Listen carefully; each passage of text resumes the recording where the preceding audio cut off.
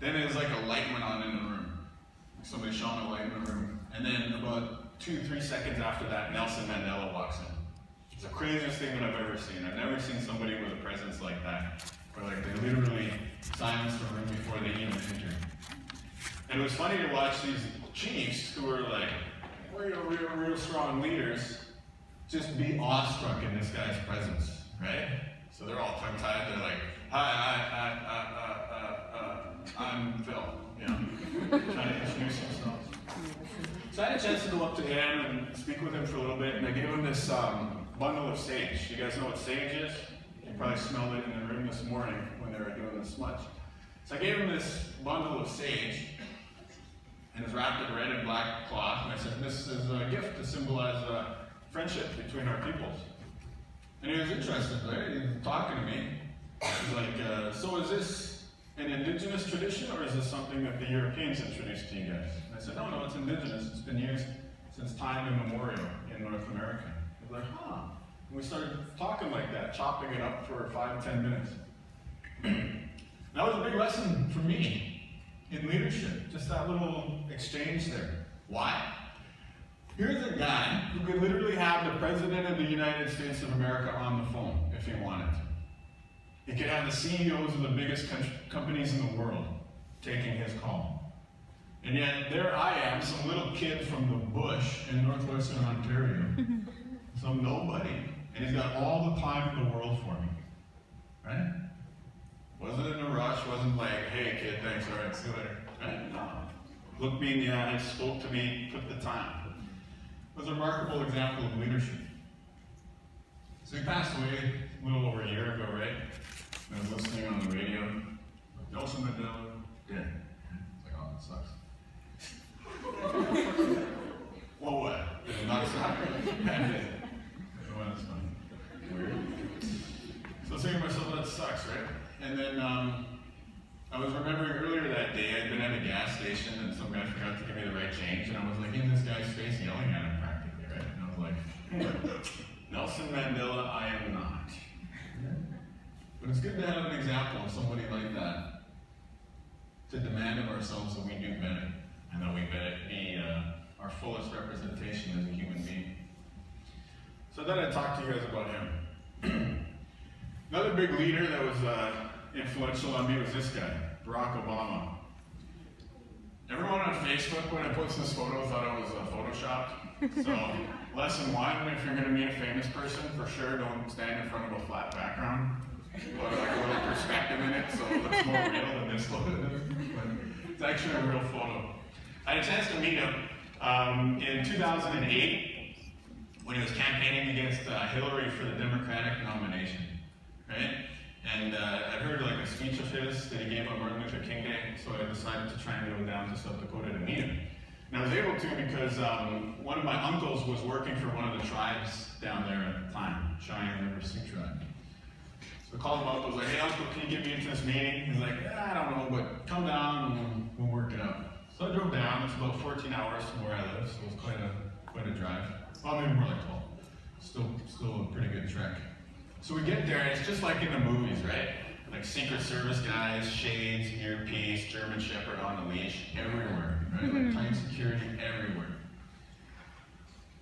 We go up to the entry point for this meeting. Secret Service guy there, he's got a clipboard, right? He's like, all right, listen up everybody, if your name's not on the clipboard, you're not getting into the meeting. So I'm like, oh dang, I'm not gonna get in because I'm just some dude from Canada, for sure my name's not on the list, right?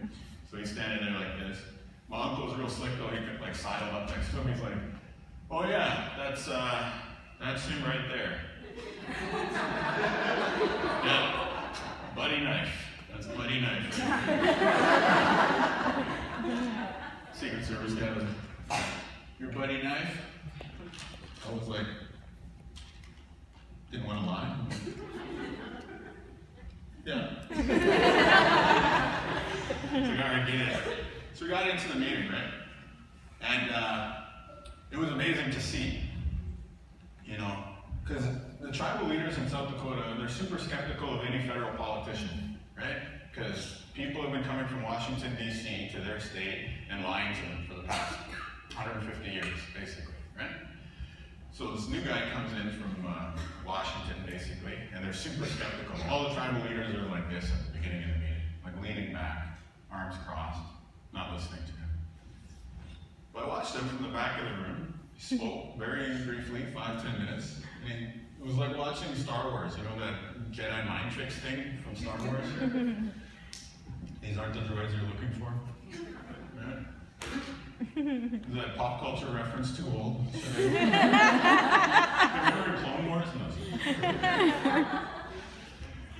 So it was like that, right? He comes in with these tribal leaders and like, if I'm elected, we're going to have a nation-to-nation relationship. We're going to overhaul the Indian Health Service, and we're going to invest in tribal economic development, right? And by the end of his little talk there, all these guys were like this before. By the end of it, they were like, eating out the palm of his hand. I was standing in the back of the room, like those people are up there, like, holy cow, this guy's going to win, right? Like, he's not just going to beat Hillary for the nomination. I was like, this guy's going to win the general election, right? And it was super meaningful for me at the time, because in my mind at the time, I thought there was a ceiling to how high somebody like me could go in North American society, right? I thought as a First Nations person in Canada, or for an African American person in the States, that there was a ceiling to how far we could go because of racism, because of the obstacles that we faced early on in life. But I was watching this guy work the room, and I realized, like, holy cow, this guy's gonna win. Not because he's a token, not because he's a sellout. He's gonna win because he's better at playing this game than anyone else, and he's been working very hard for a very long time to put the pieces together. And that was a remarkable moment of clarity, a remarkable awakening for me. Because it told me that that glass ceiling that I pictured in my head was just that. It was in my head. It doesn't exist in the real world anymore. For sure, people from communities like ours start life with more obstacles than other people. But it's also equally as true that the road to the top is now open. Right? So it was a huge moment for me, because I realized in that moment that self-defeating attitudes are self-fulfilling prophecies. Meaning, if you tell yourself that you can't do something, you're never going to be able to do it. But on the flip side, if you believe that you are capable of doing something, that is the first step to being able to achieve it. Does that make sense? Yeah. So like you look at Canada today, you go to school on a reserve, guess what? Your school gets $4,000 less per student per year than schools off the reserve. Does that seem right? No. Is that consistent with your vision of what Canada is, what Canada should be? No, like it's unfair, right? Many communities in this country don't have clean drinking water. There's other social issues at work, you know, challenges in our communities. So for sure, I'm not saying that everything is perfect. I'm not saying that life is like easy in any way. But 100%, even though those challenges still exist, you can overcome them through hard work, through having a good mind, through treating people well. And the road to the top is open. So that guy really changed my life in 2008, and ever since then I've been working hard to put the pieces together to pursue my own visions, my own dreams. The last example of leadership that I wanted to talk to you about is a little bit closer to home, and it's a little bit less on that grand scale of, you know, national leader or anything like that. I wanted to talk a little bit about my old man and people from that generation in my community. So if you can see the guy in the back row who looks like me, it's my picture of my father when he was 11 or 12. He grew up in a very awesome, very traditional community, full of love and full of our traditional language and full of our culture. But then when he was a little boy, he was taken away from his family as part of the residential school era.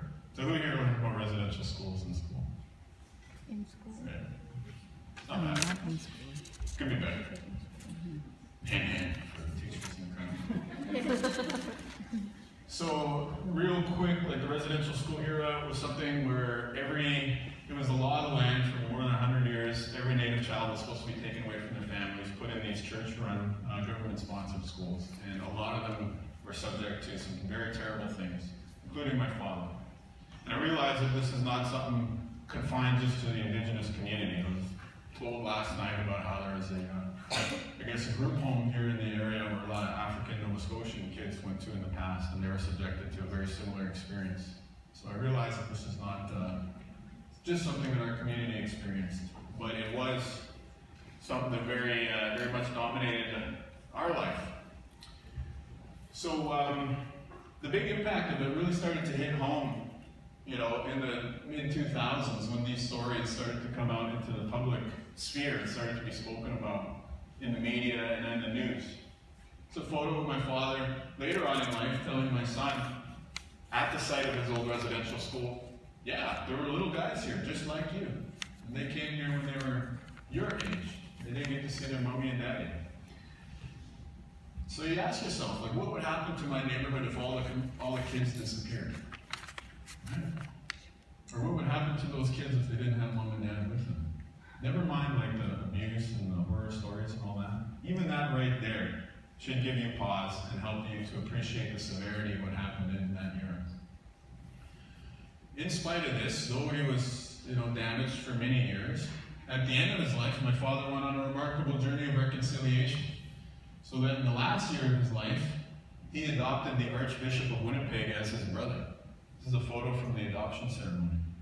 So this guy that he could have been angry with, blamed for his mistreatment, instead he turned around and embraced with love and told him, you're now my brother, we're going to work this thing out. And that's a powerful example, not just of how to be a good person, in the First Nations context, but how to just be a good person, period. That even if you're confronted with feelings of negativity and anger, thoughts of retribution and revenge, that you should rise above those things and embrace the better part of your human nature. And I get it, man, it's tough. When I was growing up, how are you taught to think? Well, that guy made you look like a punk. That guy got the better of you. You should get back at this, or you should go, clown him, right? This is how we're socialized. This is how we're taught to think when we're young. But no, man, that's not how a fully realized human being thinks, right? That's a childish way of looking at it. The way that you want to think is when somebody does you wrong, you should feel bad for them because they're revealing their own flaws through their actions. And you should want to rise above that and say, you know what? I'm going to show you how a good person behaves and how a good person acts.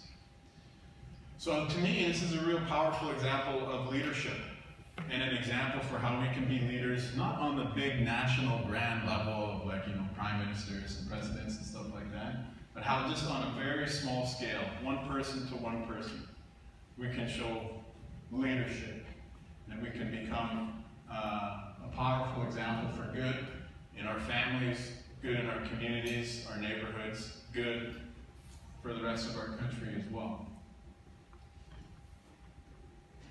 So when I look at the world today, there's a lot of examples for how we can make things better. And I wanted to share one of the success stories that we have now. It's my little sister, Shalom.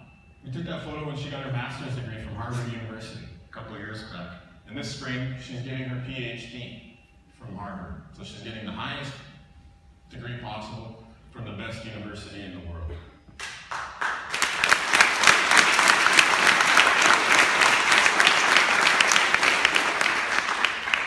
And you know how much money the federal government has paid for education? And it's not because programs like that don't exist, it's because she's there on full academic scholarship.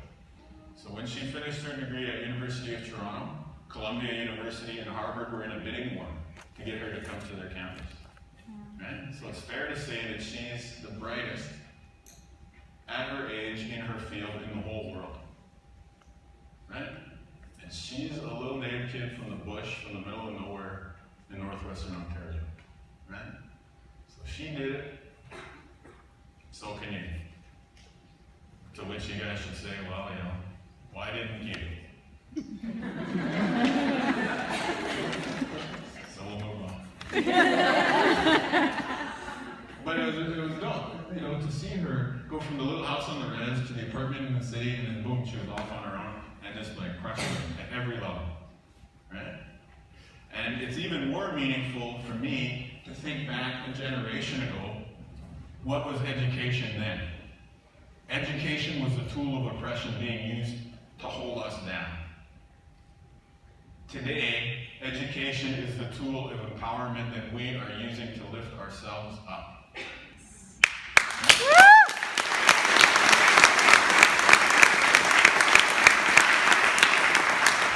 I'm so excited for you guys, what you guys are going to be able to do in your lifetime, right? Like how I look at it, what a time to be alive, right? Like what a time to be alive. Like who are some of the two most popular players in the NHL right now? Carey Price, PK Subban. Where do they come from? Remote First Nations community in northern BC, right? Another guy is a member of the African Canadian community. Who are some of the biggest musical acts that come out of Canada in the past few years? Drake, Tribe Called Red. Who's the most important novelist in this country right now? Joseph Boyden. Who did the Globe and Mail say was the most important artist to come out of Canada last year? Tanya Taga, Inuit movement from the far north, right? So every time one of us succeeds, not only do we do something important for ourselves and something important for our families, but we also add another piece of evidence to prove that the past era of discrimination and mistreatment was wrong.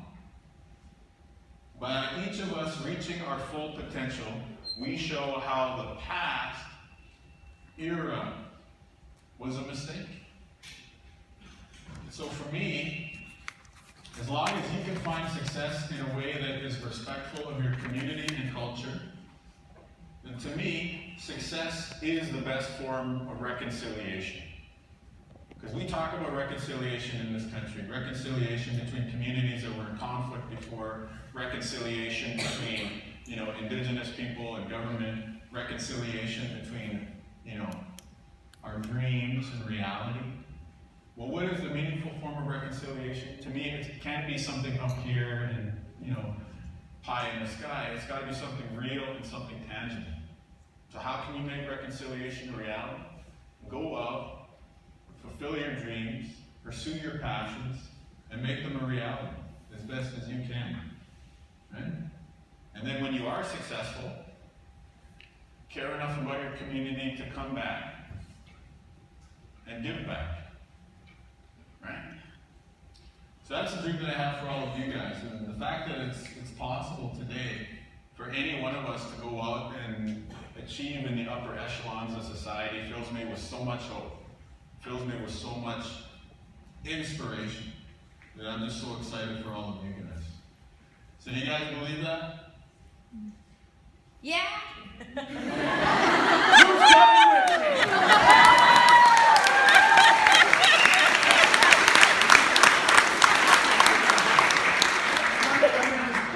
I'll just close. I'm trying to get energy back in the room here.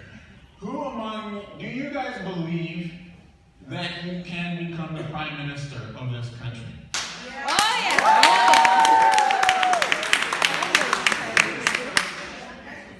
Which one of you will be the first from your community to be the Prime Minister of this country? I like that. All right. Who among you could be an astronaut, go to space? Who among you can get a PhD, a doctoral degree? Woo! Put those hands up. Who amongst you can be a medical doctor? Who amongst you can start your own business? Yeah. Business people, I like that. That's good. So whatever path to success that you choose for yourself, once you are successful, which of you are going to come back to the res, come back to the hood, come back to your hometown, and give back to help out the next generation of kids?